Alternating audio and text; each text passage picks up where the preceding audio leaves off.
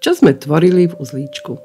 Keďže v uzlíčku okrem hačkovania milujeme aj pletenie, po krásnom hačkovanom tope sme sa pustili do elegantného, tentokrát pleteného topu.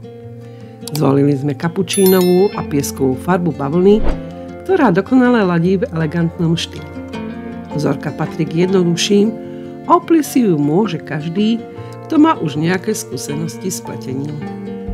Štýl, úplet a farby sme prispôsobili trendom, ktoré sú populárne v zahraničí, a to všetko sme v uzlíčku spísali do jednoduchého návodu, ktorý je prispôsobený na vašu veľkosť.